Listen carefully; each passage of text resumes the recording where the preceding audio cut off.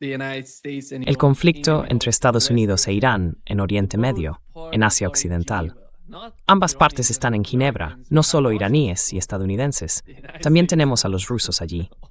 Estados Unidos está gestionando todo de repente. Están negociando con dos bandos.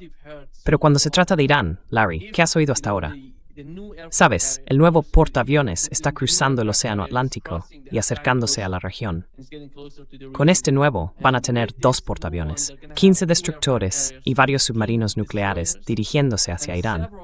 Más de 600 misiles de crucero Tomahawk. No, they don't have that many. No, no tienen tantos. ¿No los tienen? Bueno, vale. Digamos que solo hay una clase de submarino que puede llevar misiles de crucero Tomahawk. Hay 4 de esos. Así que el máximo que Estados Unidos podría desplegar ahora mismo es 2, porque sé que 2 acaban de regresar al puerto. Cada uno lleva unos 100, así que serían 200. Cada destructor podría llevar hasta 90, pero si llevaran 90, no tendrían defensa. ¿Y cuántos destructores dijiste? 15. 15, sí. No creo que Estados Unidos tenga tantos. Sí. Espera un segundo, solo quiero ver cuál es la respuesta, porque no lo sé de memoria. I want to see what the answer, because I don't know off the top of it. How many destroyers? ¿Cuántos destructores tiene realmente Estados Unidos? Have. See what the answer is. Because Veamos cuál es la respuesta. Bien, dice que hay entre 70 y 80 de la clase Arleigh Burke. Ahora, la pregunta es, ¿cuántos de esos están realmente operativos? Pero digamos que ponen 15. Si tienen 15, cada destructor puede llevar hasta 96 misiles, pero los dividen. El propósito de los destructores es proporcionar una pantalla de protección al portaaviones. Así que digamos que cargan la mitad con misiles antiaéreos y la otra mitad con Tomahawks. Entonces, si tienes 15, sí, vale, podrías tener fácilmente 700 u 800 misiles de crucero Tomahawk, si tenemos tantos, ¿de acuerdo? Tomahawk cruise missiles, if we have that many, okay? That's the other factor. Then Ese es el otro factor. Estos buques, estos grupos de ataque con portaaviones, si quieren lanzarlos para entrar en Irán, tendrán que acercarse a unos 160 kilómetros de la costa iraní. Por lo que entiendo, el portaaviones que está allí se mantiene a unos 1.600 kilómetros de distancia debido a la capacidad de misiles antibuque de Irán. Incluso si se acercan a 160 kilómetros, eso significa que esos misiles de crucero solo podrían alcanzar unos 1.450 kilómetros dentro de Irán, lo que ya sabes, implicaría lanzarlos desde el mar Arábigo, y la distancia hasta Teherán desde allí es, creo, de unos 1.900 kilómetros.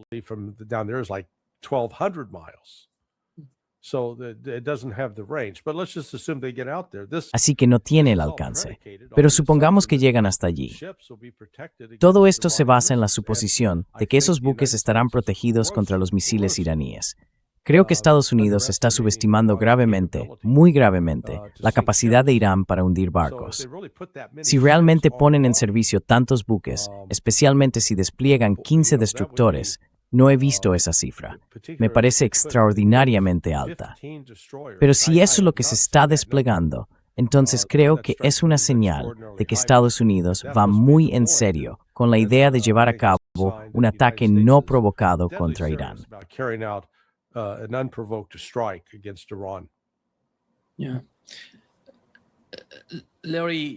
Sí. Larry, ¿crees que todas estas negociaciones en Ginebra son una especie de, ya sabes, distracción de lo que realmente está ocurriendo en la región? Porque al fin y al cabo, sabemos, bueno, no sé cuál es el cálculo por parte de los estados árabes junto con Turquía, y cuál es la situación actual de la comunicación entre Estados Unidos y estos países. ¿Sabemos algo sobre eso?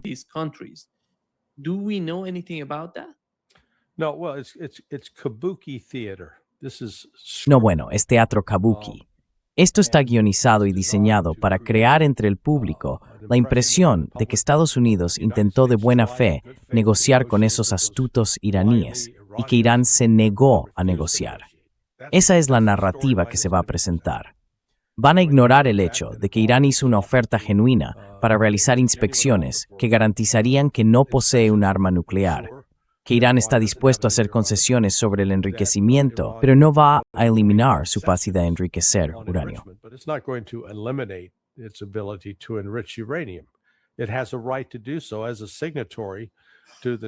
Tiene derecho a hacerlo como signatario del Tratado de No Proliferación, cosa que Israel no es.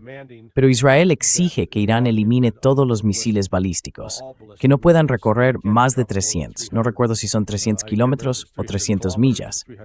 Pero Irán no va a hacer eso, porque solo tiene garantizado defenderse. Del mismo modo, quieren que Irán suspenda todo apoyo a Hamas y Hezbollah. Y de nuevo, todo esto se basa en la mentira de que Hamas y Hezbollah están matando a millones de israelíes. Es como un nuevo holocausto.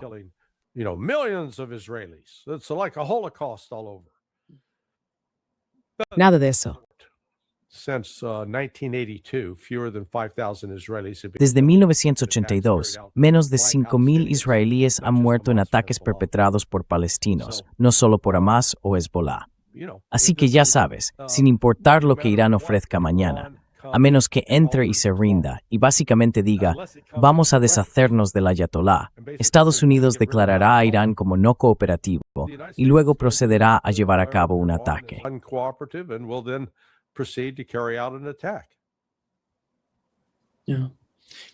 Sí, esto es lo que dijo Netanyahu, Larry.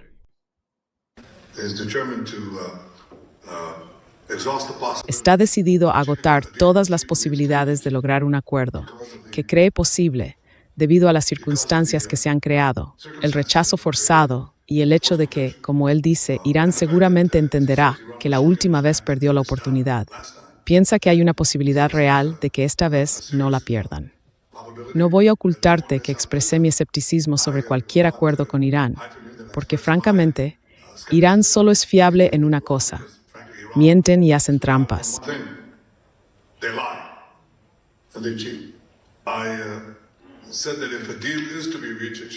Dije que, si se va a alcanzar un acuerdo, debería tener varios componentes que consideramos importantes no solo para la seguridad de Israel, sino también para la seguridad del mundo, de Estados Unidos y de la región. El primero es que todo el material enriquecido debe salir de Irán. El segundo es que no debe haber capacidad de enriquecimiento. No solo detener el proceso de enriquecimiento, sino desmantelar la infraestructura que permite el enriquecimiento en primer lugar. El tercero es abordar la cuestión de los misiles balísticos. Y el cuarto es desmantelar el eje de disuasión que Irán ha construido. Ha sido dañado, pero sigue existiendo. Por tanto, deben realizarse inspecciones reales.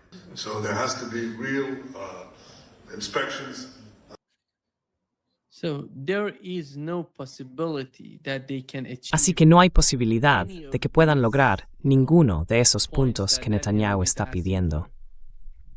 Por eso creo que tu punto principal es que todo lo que Donald Trump y su administración están haciendo es crear una atmósfera en la que parezca que lo han intentado todo.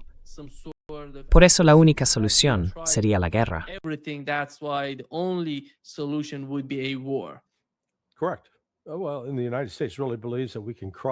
Correcto.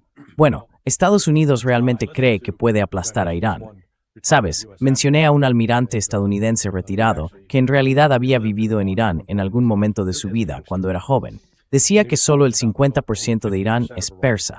Eso no me sonó bien, así que lo busqué y según recuerdo, la cifra rondaba entre el 61 y el 62% de la población iraní, siendo persa, con otro 17 o 18% azerí.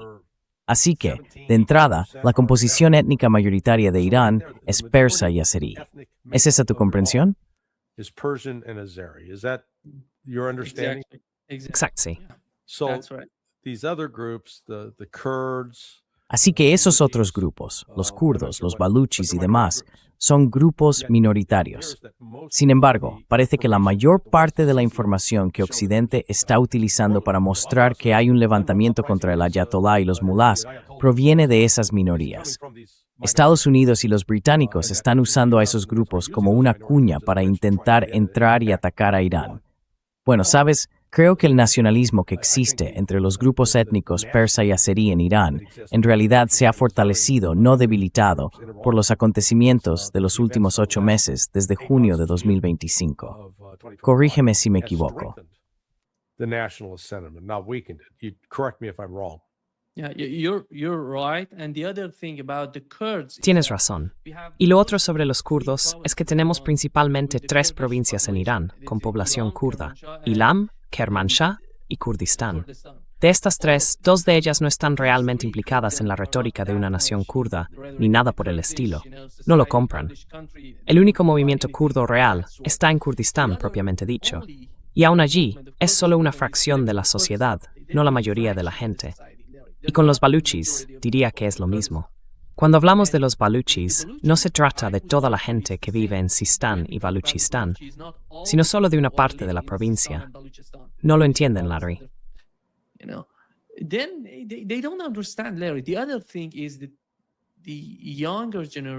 La otra cuestión es que las generaciones más jóvenes no sienten esa división tanto como la sentía la generación anterior.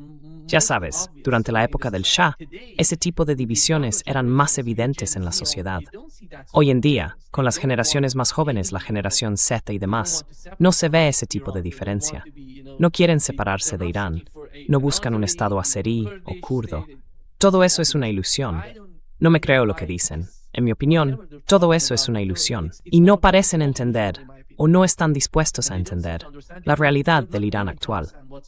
Siento decirlo, pero como mencionaste, realmente creo que algo grande va a suceder entre Irán y Estados Unidos.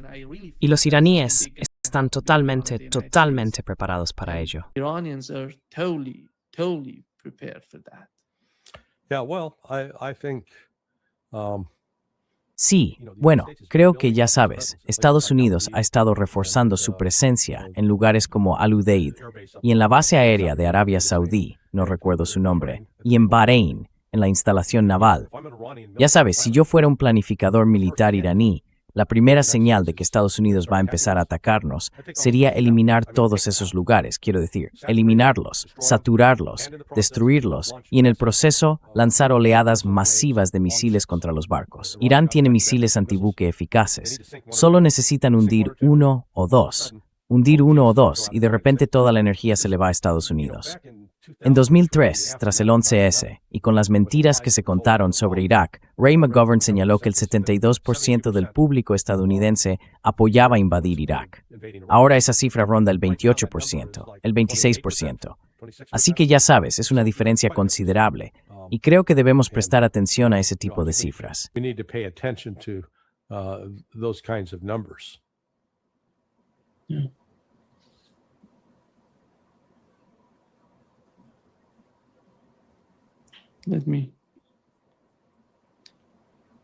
Sí. Déjame preguntarte, Larry. ¿Tienes la sensación de que cuando Netanyahu hablaba sobre el conflicto, sobre lo que pretende, muestra un comportamiento algo extraño, como si mirara a los lados, un poco distraído? Parece que eso podría significar dos cosas. Una, quizás sabe lo que van a hacer, y lo que esa política del gobierno de Netanyahu podría acabar provocando en Israel, lo que va a suceder allí, el ataque a Israel. ¿Hasta qué punto crees que llega eso? ¿Ves a alguien en Israel hablando de un conflicto con Irán y de su desenlace, una guerra total entre Estados Unidos e Irán que acabaría implicando a Israel al final?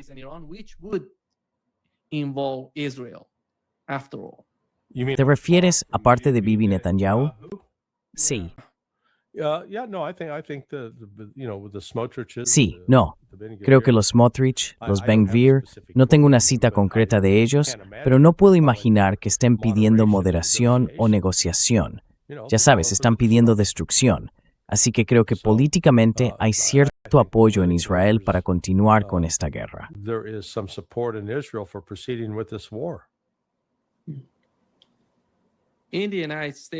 En Estados Unidos, bajo la administración de Trump, va a haber una gran guerra, y todo el mundo conoce la escalada y la magnitud de una guerra con Irán. Entonces, ¿cómo va a actuar Estados Unidos? ¿Cómo va a actuar la administración Trump? ¿Tienen siquiera el permiso del Congreso?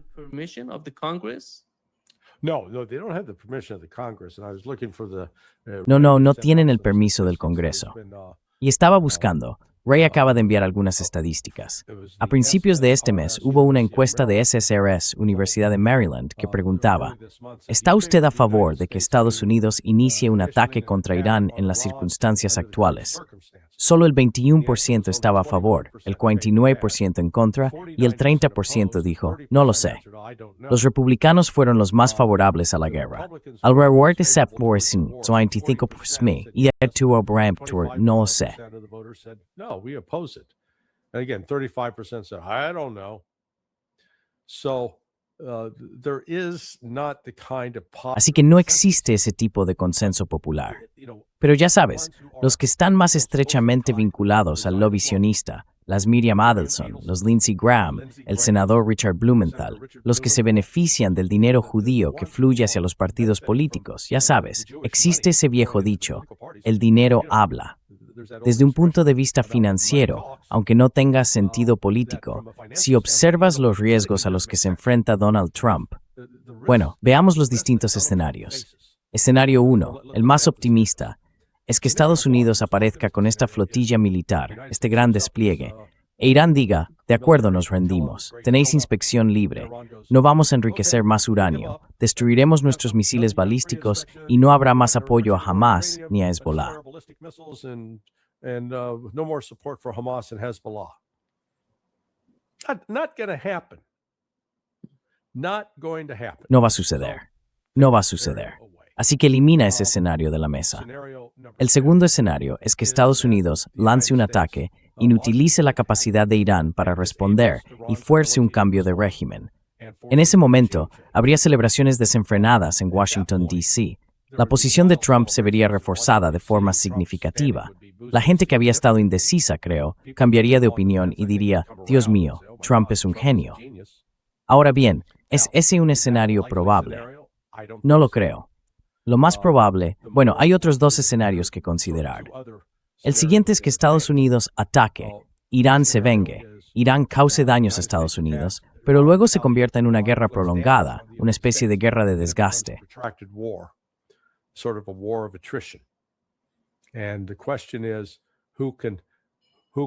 Y la pregunta es, ¿quién puede resistir mejor ese desgaste? En realidad, yo sostendría que Irán está en una posición más favorable, simplemente porque el coste logístico de tener que abastecer a todos esos barcos en el mar y la producción limitada de misiles de defensa aérea y de misiles de crucero Tomahawk significa que Estados Unidos podría quedarse rápidamente sin armas. El cuarto escenario sería que Irán lanzara un golpe tan devastador que provocara tal conmoción en las fuerzas estadounidenses que Trump se vería obligado, e incluso podría verse obligado a dejar el cargo. Esa sería la máxima ironía. Se vería obligado a dejar el cargo, J.D. Vance asumiría el poder y habría un acuerdo negociado. Vaya, ninguno de esos escenarios me parece bueno. Sí. Porque la única otra posibilidad es que Irán y Estados Unidos sigan sin entenderse, sigan amenazándose mutuamente, pero que nunca se haga nada. No lo veo así.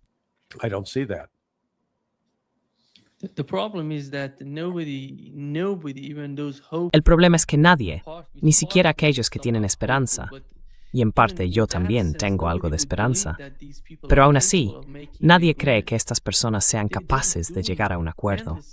Están manteniendo conversaciones interminables con los rusos y no han conseguido nada hasta ahora. Nada práctico, quiero decir. Todo es hablar y nada de acción, como solía decir Donald Trump sobre otras administraciones, pero él está haciendo lo mismo. Y la otra cosa, Larry, el otro factor por parte de los iraníes, es que creo que si atacan a Irán, Irán va a responder no solo desde dentro, sino también desde fuera.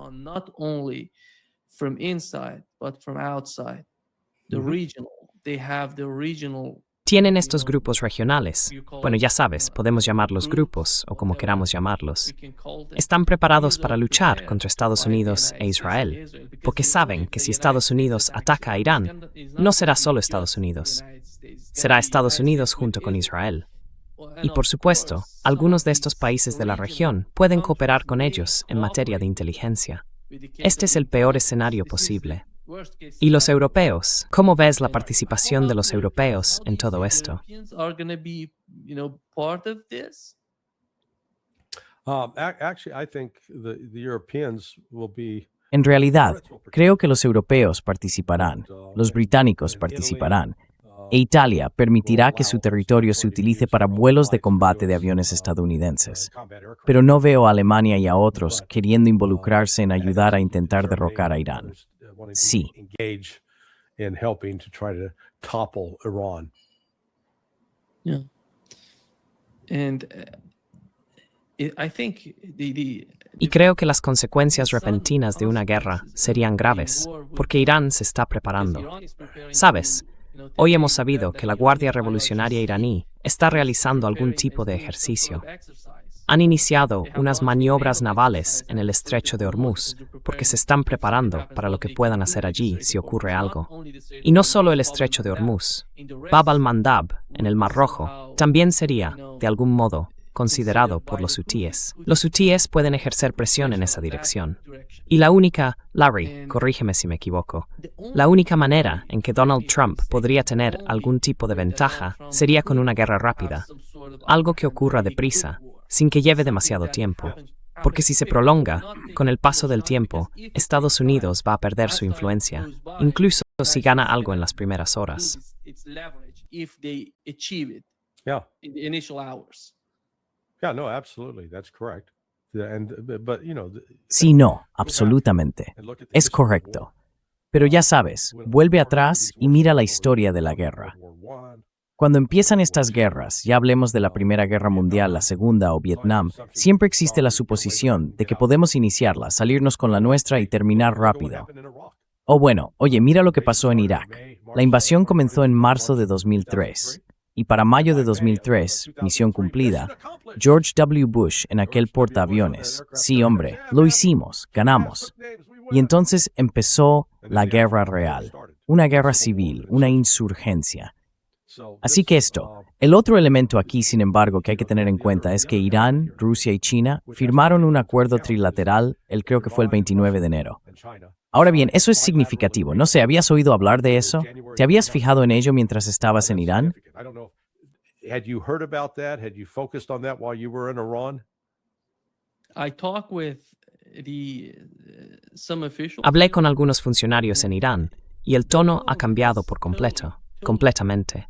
Aquellas personas que formaban parte de... Bueno, recordarás que Poon dijo que uno de los puntos del acuerdo no fue firmado por los iraníes, porque dijeron, estamos en proceso de negociar con Occidente, así que preferimos no ir en esa dirección. Las mismas personas que argumentaban que acercarse a Rusia perjudicaría de algún modo nuestras negociaciones con Occidente, ya no lo ven así. Ahora dicen, todo hacia el este, todo hacia Rusia y China, porque de otro modo no tiene sentido. Creo que ahora están mucho más cerca.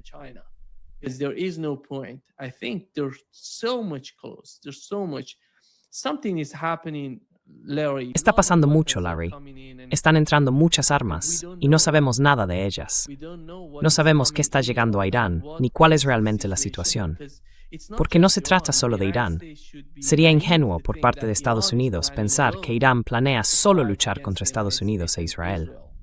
Creo que todos estos grupos están trabajando juntos. A nivel de mando, todos están conectados. Inteligencia, mando, fuerzas militares, todo vinculado de alguna manera para responder a cualquier agresión de Estados Unidos o de Israel. Eso me resulta evidente. Hay una estrecha cooperación entre los iraníes y los rusos, y en mi opinión, posiblemente también con los chinos.